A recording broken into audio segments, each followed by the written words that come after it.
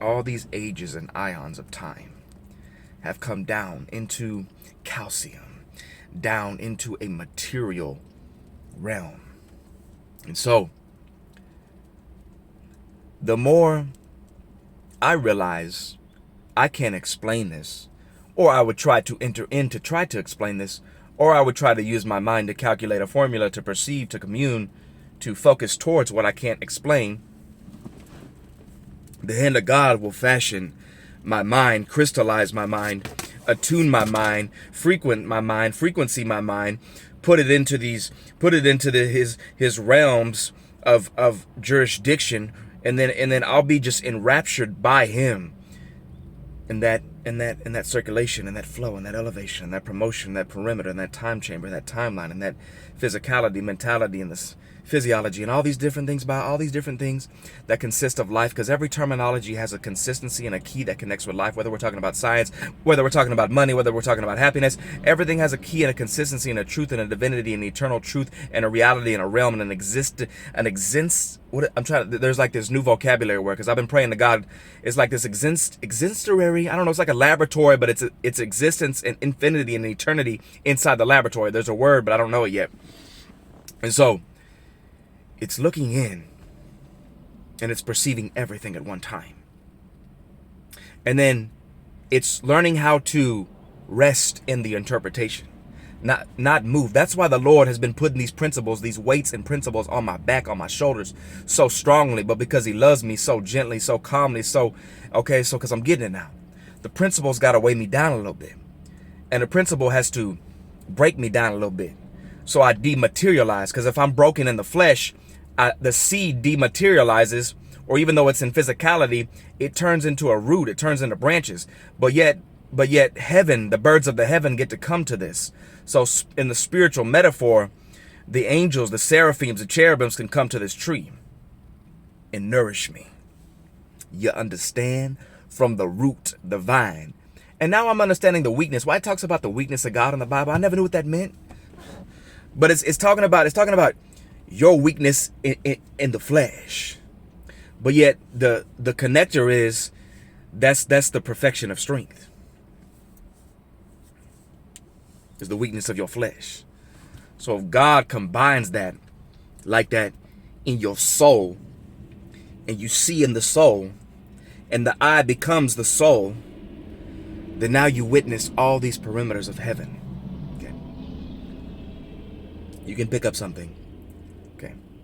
And nothing makes sense. As God traverses me into the spiritual realities,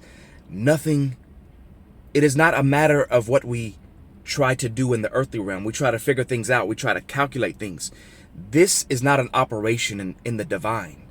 It is just what it is. It's a flow. It's an ocean. It's kind of like the nature you see on earth.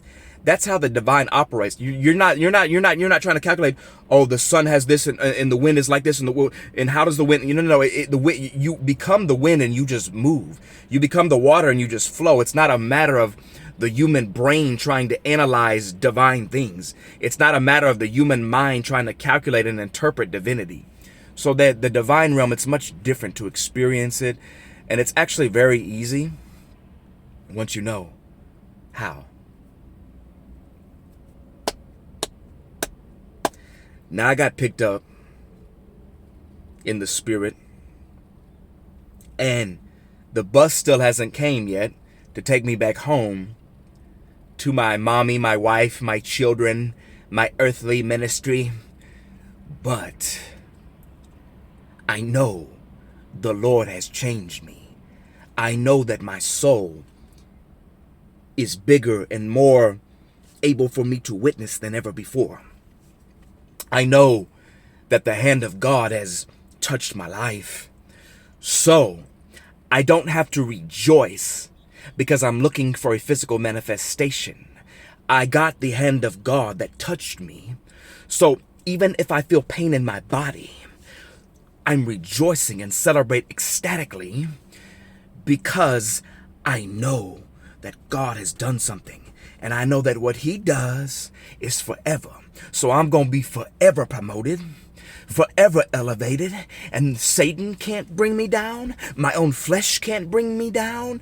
No woman can bring me down. Whether I have a little bit of money or $72 trillion, it can't quench me. That feels good. So good.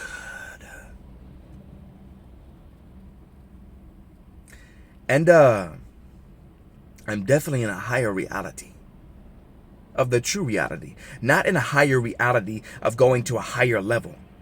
I'm in the level that I've been with the Messiah, with Yeshua, with the Elohim, because it's the level he placed me at by his own choice, because he loves me.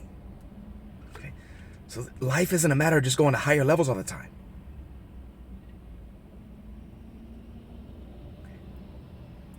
It's remaining where you are, in the highest level, at all given times, without even having to go